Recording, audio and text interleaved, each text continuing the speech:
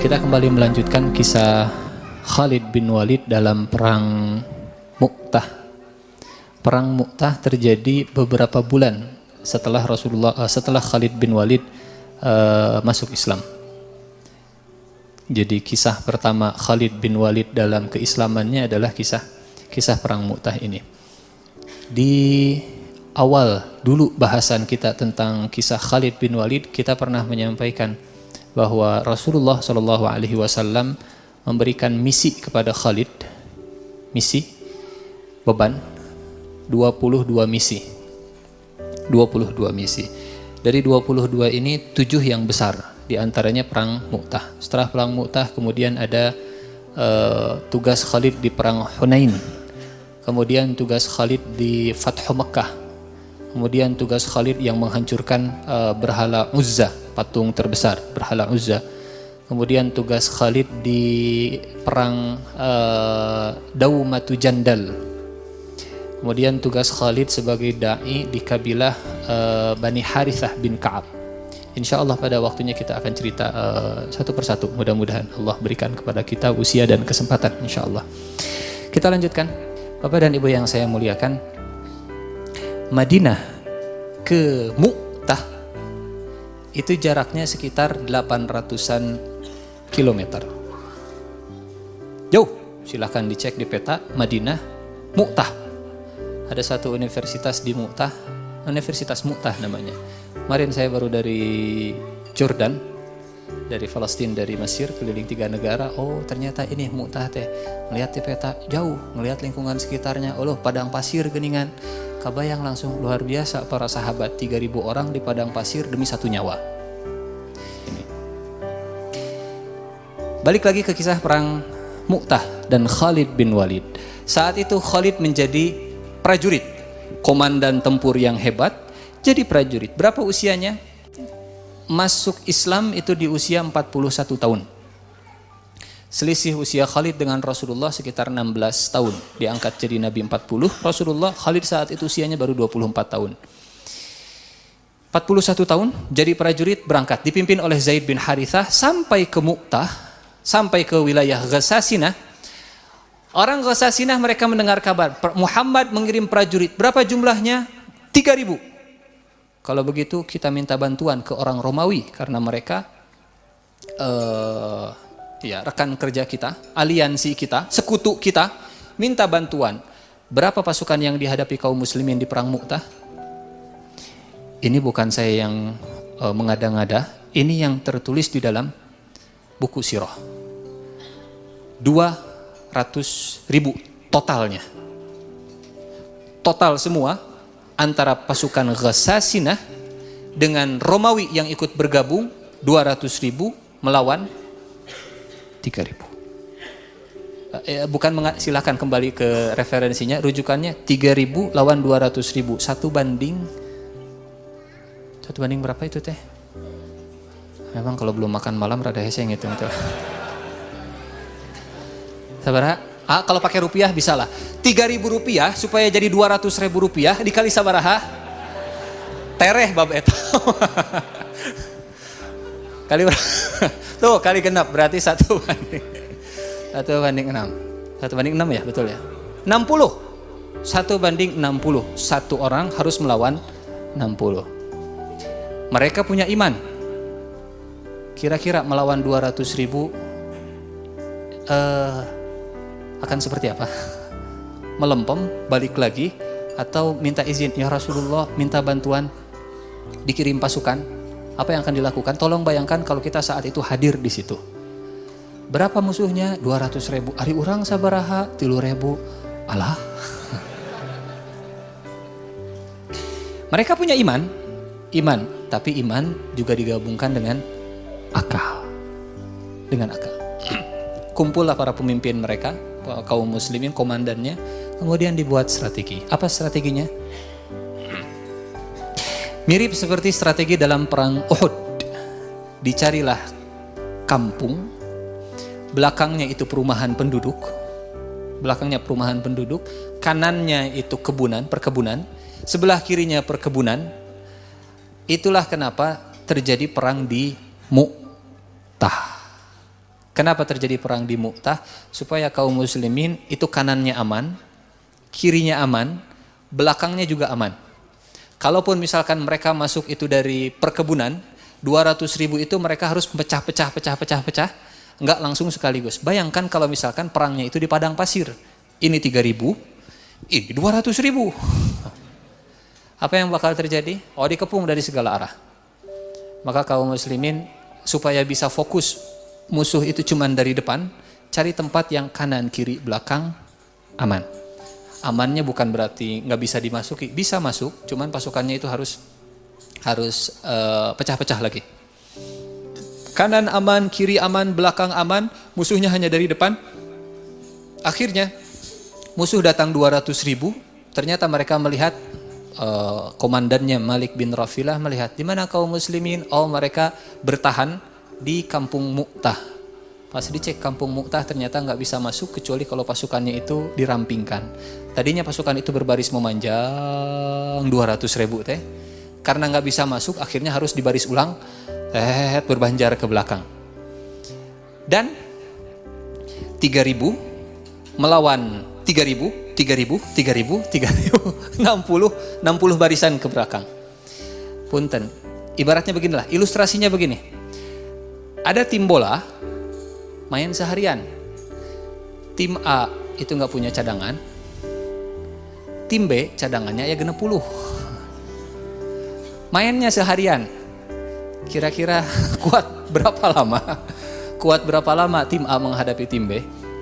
Ini terus-terusan full, kalau ini 5 menit ganti, 5 menit ganti, 5 menit ganti. Kira-kira tahan berapa lama? Perang Mu'tah kira-kira sebelum kita teruskan. Perang Mu'tah bertahan berapa lama? Halo? Bertahan berapa lama? Ya sadlah selama kita duduk di sini. Saya tidak bisa membayangkan 3.000 melawan 200.000, 6 hari saja mereka masih tetap bisa bertahan.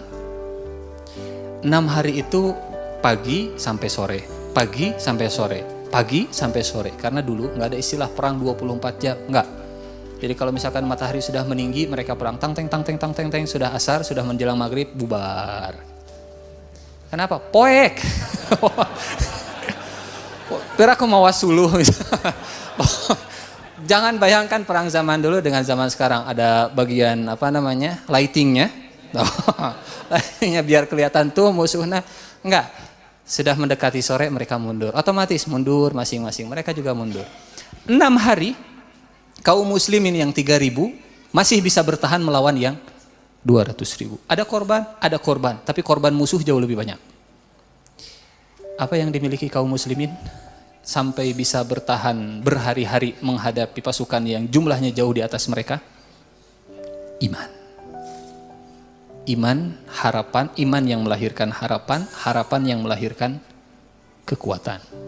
Ada seorang perempuan di padang pasir hanya dengan anak laki-lakinya, enggak ada suaminya, enggak ada air, enggak ada makanan, enggak ada orang, tapi dia kuat bolak-balik, sofa, marwah, sofa. Jangan bayangkan sofa marwah dulu seperti sekarang. Sekarang mah kanan kiri ada kipas angin, tertutup dari matahari, lantainya dingin, enak. Apalagi sekarang pakai mesin. Oh. Dulu lari-lari padang pasir panas, tidak ada lantai, tidak ada kipas angin, nggak ada air, nggak ada bekal, nggak ada makanan, nggak ada suami, nggak ada orang. Apa yang membuat seorang wanita Siti Hajar kuat bolak-balik? Iman. Iman karena Allah tidak akan menyia-nyiakan. Iman melahirkan harapan, harapan yang melahirkan kekuatan. Orang kalau nggak punya harapan, nggak punya kekuatan lagi. Dari mana lahirnya harapan? Dari iman. Maka kata Allah Subhanahu wa taala, la yai'as min rauhillahi illal qaumul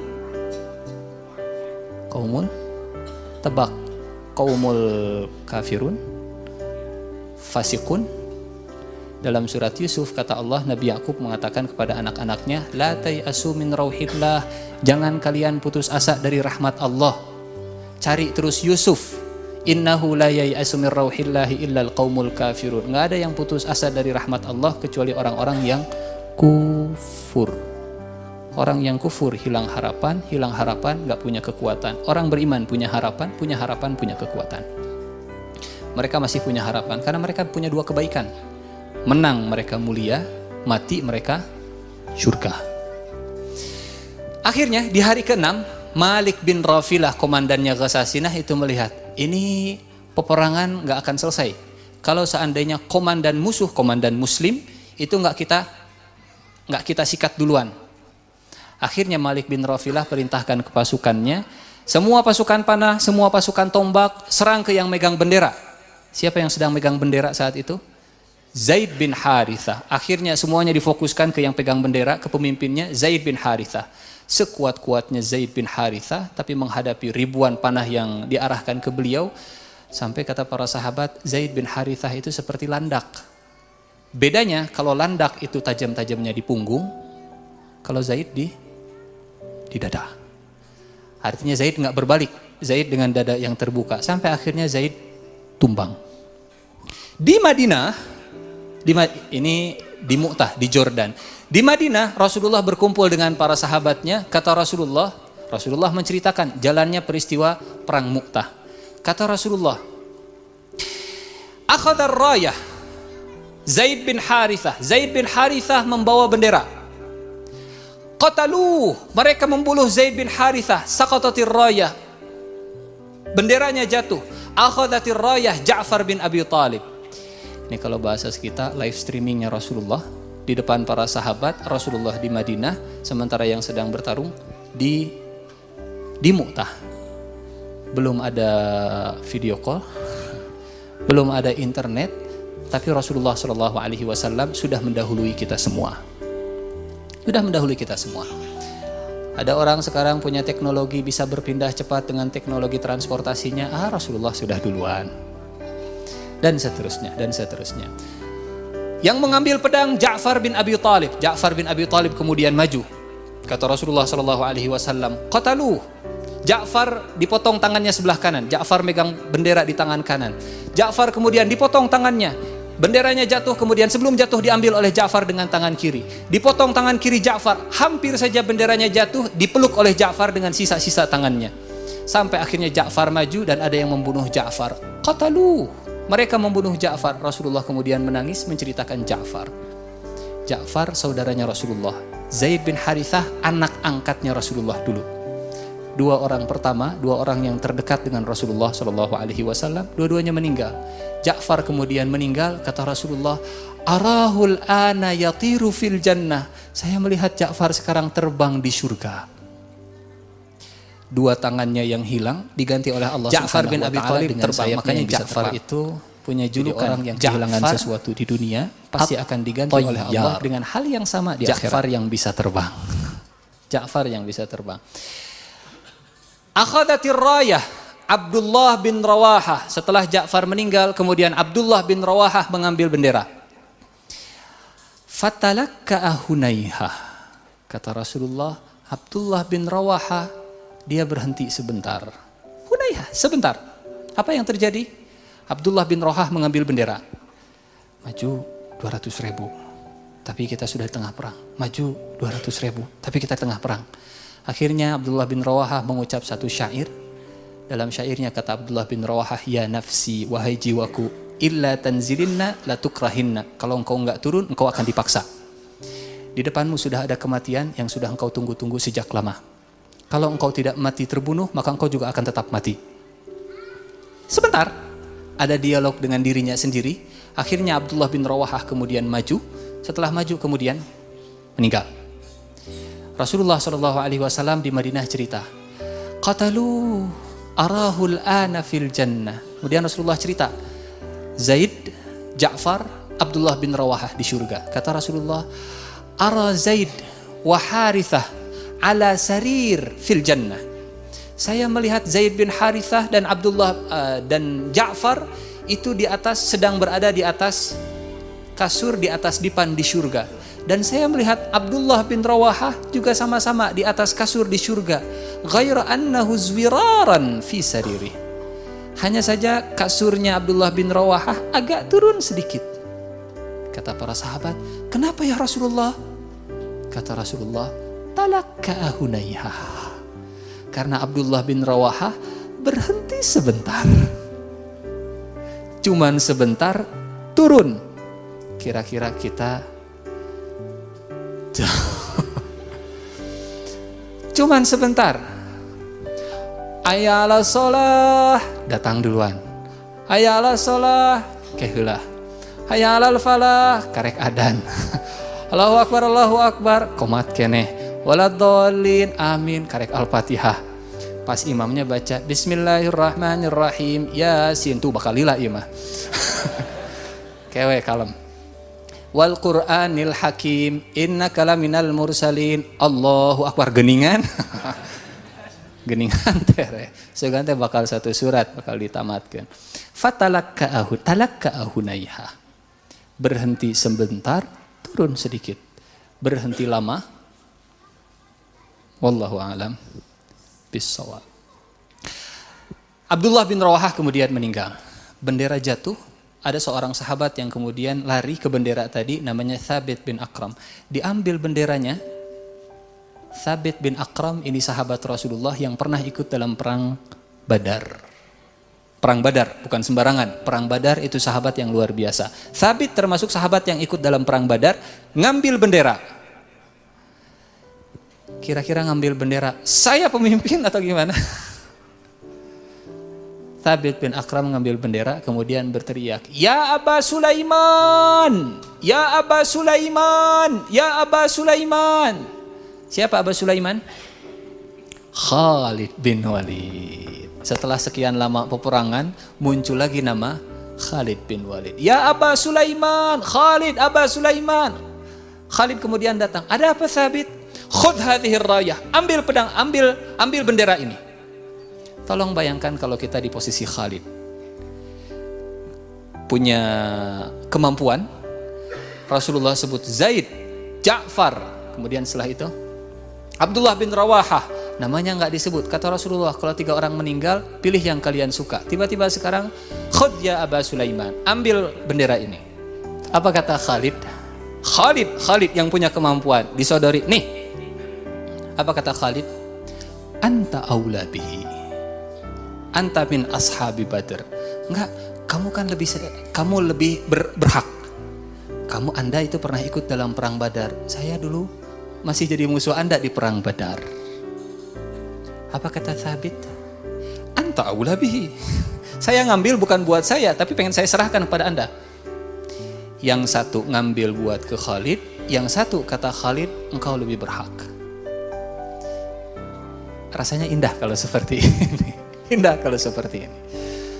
Kemudian diserahkan, ditanya, gimana Abu Sulaiman? Iya, Abu Sulaiman. Akhirnya mereka semua sepakat dan inilah kepemimpinan pertama Khalid sebagai komandan tempur umat Islam setelah beliau masuk Islam di perang Mu'tah.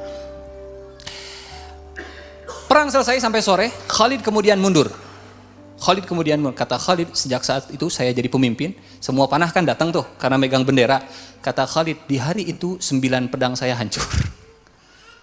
Khalid itu di antara sahabat yang bisa bertarung dengan 2 tangannya.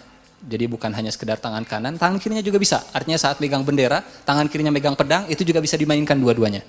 Kata Khalid, 9 pedang saat itu, biasanya orang Arab kalau mereka punya pedang, puluhan tahun mereka jaga pedang itu, karena pedang termasuk di antara kebutuhan primer lah saat itu, untuk keamanan dan seterusnya. Ini 1 hari 9 pedang hancur. Cadangannya ada banyak. Akhirnya di malam hari semuanya mundur ke markas. Khalid kemudian mengumpulkan semua komandan-komandan, dikumpulkan. Kata Khalid, in hadhil ghazwah la tantahi bin nasr. Kata Khalid, perang ini tidak akan berakhir dengan kemenangan. Kenapa? Kita 3.000, kemudian banyak korban, mereka 200.000. La tantahi bin nasr, nggak akan menang. Khalid punya iman. Khalid juga realistis. Kata mereka, ya Khalid, madza tara? Terus menurutmu bagaimana wahai Khalid? Kata Khalid, karena kita sudah banyak, karena pertama, kita sudah mengambil hak darah saudara kita, Harith bin Umair al-Azdi, kita sudah banyak mengalahkan mereka, korban di mereka itu sangat banyak, satu. Yang kedua, Kita juga sudah menjalankan perintah Rasulullah SAW. Maka yang ketiga, aro annan sahib. Menurut saya, kita harus mundur. Mundur. Khalid nanya ke komandan yang lain, bagaimana pendapatnya? Menurut saya begini. Setelah adu argumentasi, akhirnya mereka sepakat, iya, aro annan sahib. Saya juga sepakat kita harus mundur. Iya, kita harus mundur. Sepakat? Mundur, mundur, mundur, mundur. Oke, mundur.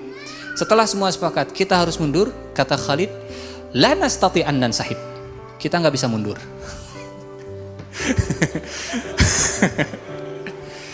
Saya punya pendapat, kita harus mundur. Sepakat semuanya mundur? Iya, semua mundur. Kita nggak bisa mundur. Kata mereka, maksudnya gimana? Kata Khalid, kalau kita mundur, abaduna. Kalau kita mundur dari Mu'tah, kita akan jalan ke Madinah, kita akan lewat padang pasir, mereka pasti akan membantai kita. Di padang pasir, mereka akan membantai kita. Paham maksudnya Khalid? Karena kita keluar dari tempat pertahanan ke tanah yang lapang, yang luas, abaduna, mereka pasti akan membantai kita.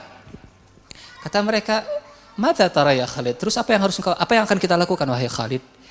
Khalid kemudian melakukan perang psikologis, harb nafsi. Kata Khalid, pasukan yang kemarin berperang di sebelah kanan geser ke sebelah kiri. Pasukan yang kemarin berada di sebelah kiri geser ke sebelah kanan. Pasukan yang kemarin ada di depan mundur dulu ke belakang. Pasukan yang kemarin ada di belakang maju ke depan. Bajunya bersihkan, pakaiannya bersihkan, benderanya dibersihkan, ganti dengan tulisan-tulisan yang berbeda, ganti dengan warna yang berbeda, kalau bisa pokoknya bersih semuanya. Apa yang sedang dilakukan Khalid? Khalid ingin memberikan kesan bahwa yang berperang hari esok itu adalah pasukan baru. Cukup sampai sini? Enggak. Kata Khalid, mundur 300 pasukan berkuda ke belakang. Ke belakang pemukiman, mundur yang jauh. Kemudian bagi jadi 6 pasukan, 50, 50, 50, 50. Besok pagi kalau matahari sudah terbit, 2 pasukan sudah berhadap-hadapan. Pasukan pertama, kavaleri yang pertama, semuanya, sebisa mungkin adukan kudanya buat kekacau, buat supaya debu itu semakin tinggi. Karena kalau kuda jalan di padang pasir itu pasti akan membuat debu yang tinggi. Kata Khalid bin Walid, semakin tinggi kalian meninggi, semakin tinggi debu yang terangkat, semakin besar pahala kalian semua, kata Khalid. Memotivasi. Akhirnya 300 pasukan berkuda jauh di belakang, itu bikin debu setinggi mungkin. Kata Khalid, nanti setelah debunya meninggi, pasukan yang pertama, kavaleri yang pertama masuk ke pasukan kaum muslimin. Dan saat pasukan pertama itu masuk, kita semua harus bertakbir, Allahu Akbar. Masuk pasukan yang kedua, Allahu Akbar. Masuk kavaleri yang ketiga, Allahu Akbar. Sampai yang keenam, Allahu Akbar. Setelah itu, mundur atau maju? Mundur atau maju? Can gak sama nih. Setelah itu kata Khalid, setelah pasukan yang keenam itu masuk, saya akan berteriak, ya ibadallah, tawakkalu ala Allah. Semuanya maju. Semuanya maju. Setelah itu nanti saya akan teriak, ya ibadallah, udu. Kembali kalian semua. Maka kembali. Yang keenam, yang kelima, yang keempat, yang ketiga, yang kedua, yang kesatu. Kemudian semua pasukan mundur, kita kembali ke Madinah. Sepakat semuanya? Oke, sepakat. Clear semuanya? Clear. Strategi dirancang semalaman. Besok pagi kemudian sudah disiapkan. Para sahabat luar biasa. Malamnya sibuk, besoknya sudah siap. Perang zaman dulu itu face to face. Bukan perang zaman sekarang dari jarak jauh nyumput gitu di balik dan satu. Enggak, face to face berhadap-hadapan. Karena kan pedang. Pedang atau panah. Jadi bisa kenal lah, apalagi 6 hari. Si eta deui. Si eta deui. Can payah-payah. Si eta deui. Jadi kenal. Sekarang digeser. Yang ini geser ke sini, yang ini geser ke sini. Pasti lihat. Ya mah beda. Kata yang sebelah sana, ya mah beda. Iya mah beda, bajunya bersih. Laporan ke Malik bin Rafilah, Tuan, pasukan kemarin sudah nggak ada, yang sekarang beda, bajunya juga bersih-bersih. Apa kata Malik? Ini bantuan mereka, bala bantuan mereka sudah datang. Kira-kira berapa persen mentalnya itu yang jatuh? Selama berhari-hari 3.000 melawan 200.000 itu masih bertahan. Ayo bantuan. Mentalnya sudah lumayan jatuh. Tapi belum jatuh 100%. Setelah semuanya berkumpul, datang di belakang. Debu yang sangat tinggi. Tuhan, masih datang bantuan. Padahal eta kene. Tapi luar biasa. Perang psikologis yang luar biasa. Orangnya sama, tapi drama lah kalau bahasa kita. Dibuat drama, tapi akhirnya kena ke mental musuh. Pasukan pertama masuk, pas masuk, Allah. Bayangkan 3.000 orang teriak semua dengan takbir. Allahu Akbar. Berapa persen jatuhnya ke mental musuh? Masuk pasukan kedua, ketiga, keempat, sampai ke-6, kata Khalid, ya ibadallah, tawakkalu ala Allah. Abu Hurairah termasuk yang ikut berperang di perang Mu'tah. Kata Abu Hurairah, saat Khalid mengucapkan, ya ibadallah, tawakkalu ala Allah, saya melihat di mata mereka 1.000 orang sudah mati. Mentalnya sudah mati. Berhari-hari mereka kuat, sekarang mereka nyerang. Keluar sekarang mereka. Dengan pasukan yang baru. Sampai akhirnya ribuan orang tunggang langgang diserang oleh Khalid. Kata Khalid, ya ibadallah, udu. Mereka taat. Kalau tidak taat, entuk ya keur menang ya, hade.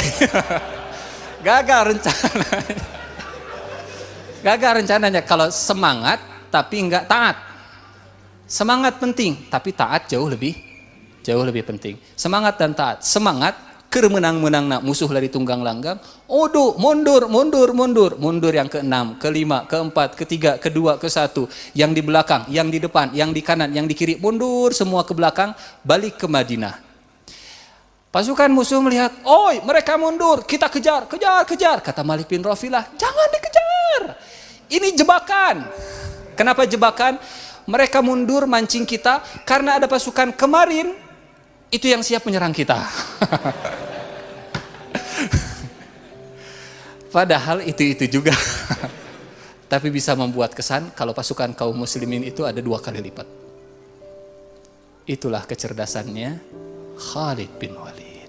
Cuman 3.000 tapi bisa membuat kesan kalau pasukannya itu ada 6.000.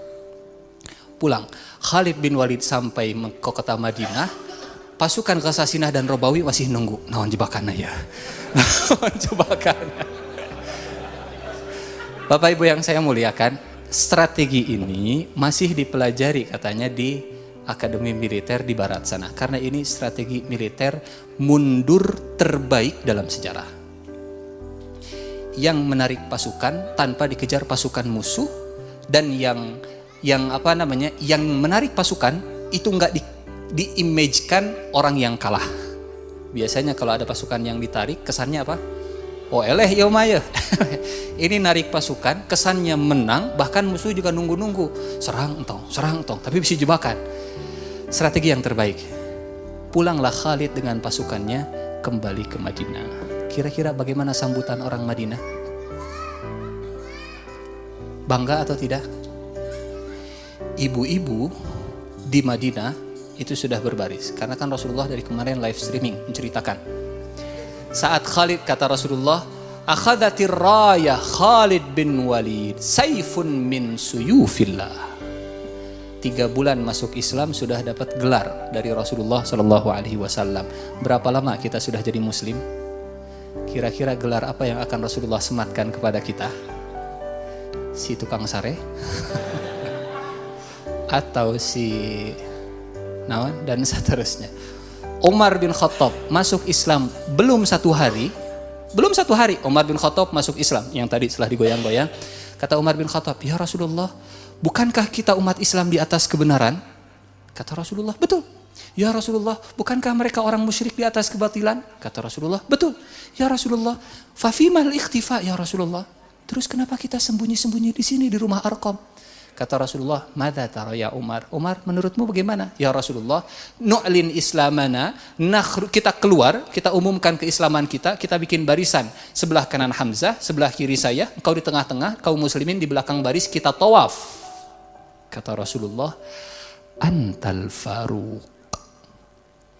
Dapat gelar dari Rasulullah di hari pertama, di jam pertama Umar bin Khattab masuk Islam. Sudah puluhan tahun kita masuk Islam, kira-kira gelarnya apa? Misal gelar, naon misalnya teh, yang softnya itu selalu baris pertama. Kan enak kalau dapat gelar yang luar biasa dari Rasulullah seperti itu. Akhadatir raya Khalid bin Walid, saifun min suyufillah. Khalid pulang ke Madinah, ibu-ibu sudah berbaris,